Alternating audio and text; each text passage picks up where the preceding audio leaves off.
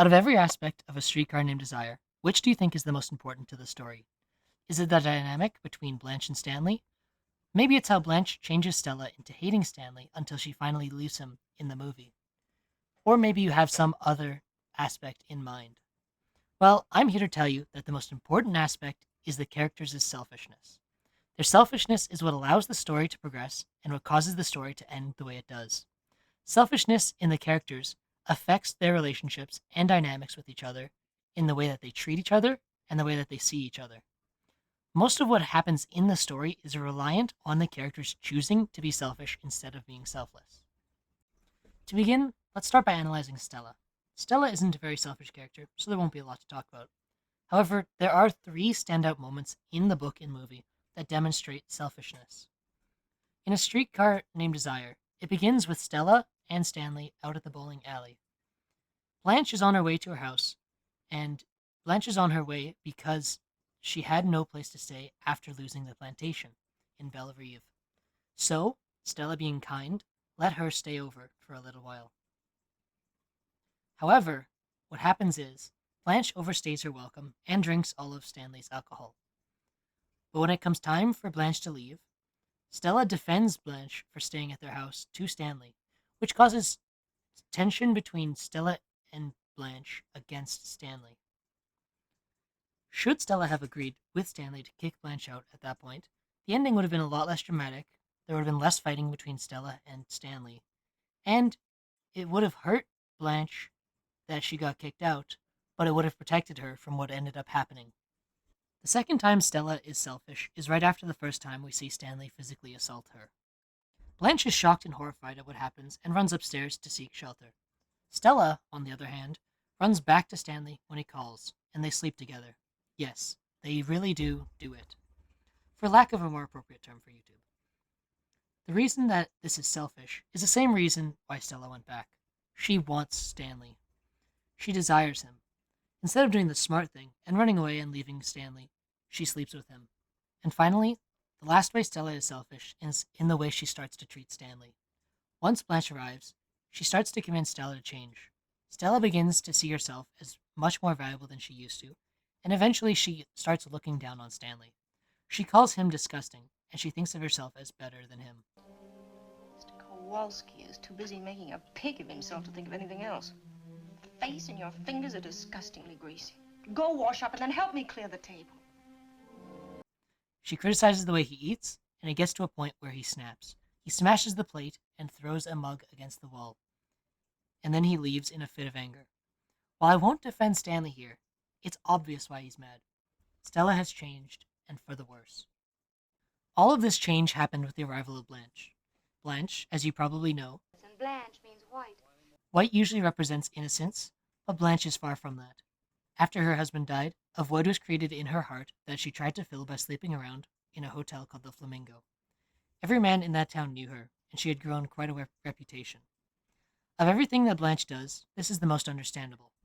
There are things that people do when they undergo trauma that you can't personally understand and that you judge them for.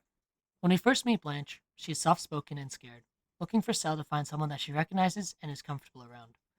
But after a while, she gets comfortable living with Stanley and Stella and drinks up all of Stanley's alcohol and takes baths constantly. Continuing with the metaphors involving Blanche, water represents cleansing. She bathes so that she can try to cleanse herself and move past what she did in the Flamingo. What makes it selfish is what we hear from Stanley.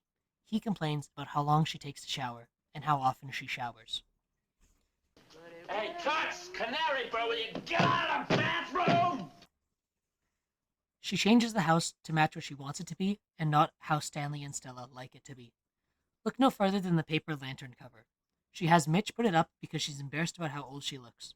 She doesn't care that Stanley and Stella didn't want it up in the first place. Will you do something for me? Sure. Yes, what? I bought this adorable little paper lantern at a Chinese shop on Bourbon. Put it over the light bulb. Will you please? I'd be glad to. The effects of Blanche's selfishness are very clear in the play. Her selfishness makes Mitch dislike her. Mitch still feels empathy for her, but he can't accept her as a wife because of her selfishness. Throughout the play, she lies constantly, hides rage from Mitch, and refuses to be seen by him in good lighting. She hides her past from him. When Mitch finds out, he's disgusted. He says she's too dirty to bring home to his mother. What ends up happening is that Blanche loses her chance with Mitch because she lies too much, and she's too insecure about her past to trust Mitch enough to tell him. First, think about selfishness in A Streetcar Named Desire. You probably think about Stanley, and so I've saved the best for last. Stanley is a misogynist and he's self-centered. He believes that Stella should do what he says and shouldn't complain. When Stella starts complaining about Stanley and how gross his eating with his fingers is, he becomes enraged and smashes plates when he hears that he should clean his place at the table.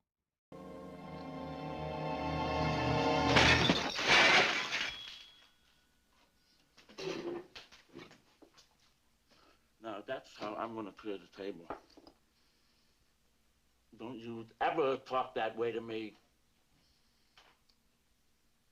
Pig, Pollock, disgusting, vulgar, greasy. Those kind of words have been on your tongue, and your sister's tongue is too much around here. What do you think you are, a pair of queens? Just remember what Huey Long said, that every man's a king, and I'm the king around here. And don't you forget it.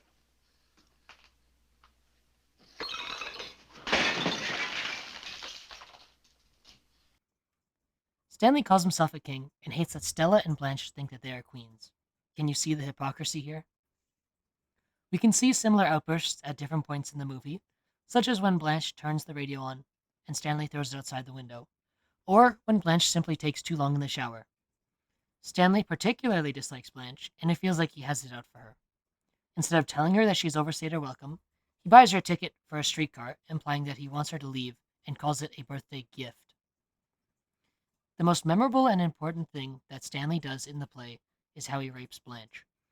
The scene where Blanche breaks a wine bottle, and when Stanley asks, "What'd you do that for?" Blanche responds with, "So I could twist the broken end in your face." Nothing in this play is as selfish and brutish as what Stanley does here, and is the reason why Stanley is such a hateable character. There isn't much to say about this because there isn't anything more selfish you can do than sexually assault the sister of your wife while your wife is pregnant with your child, just because you're horny and fed up with her. He completely ignores how much Blanche is scared of him and hates him, and does whatever he likes, even though Blanche strongly opposes it and even threatens to hurt him with a broken bottle. The ending of the movie differs from the ending of the book, since the writers of the movie wanted to punish Stanley for his actions as previously mentioned.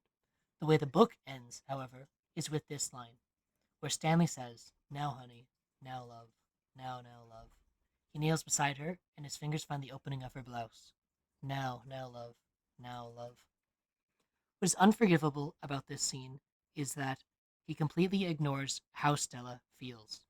Having put her sister in a mental hospital, which at the time was a lot worse than it is now, all because he raped her sister.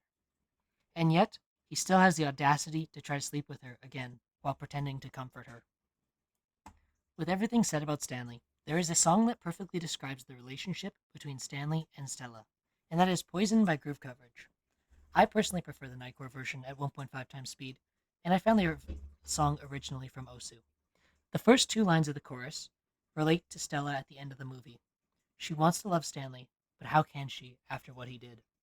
In the book, she goes back to loving Stanley, but in the movie, she doesn't, and she runs away. The third line of the chorus relates to Stella earlier in the movie, when Stella was kissing Stanley and he wasn't reciprocating because Blanche was in the room.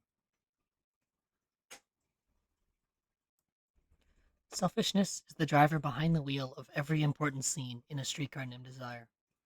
The smaller scenes, like putting up the paper cover on the light bulb and Stanley getting mad at Blanche for taking so long in the bathroom, as well as the bigger scenes, such as Stella going back to Stanley after he hits her, and Stanley assaulting Blanche. Selfishness is what allows the characters to act upon their desires, regardless of whether it is logical and ethical to do so. The idea of A Streetcar Named Desire without selfishness is like suggesting that Tennessee writes A Streetcar Named Desire without desire. It just doesn't exist.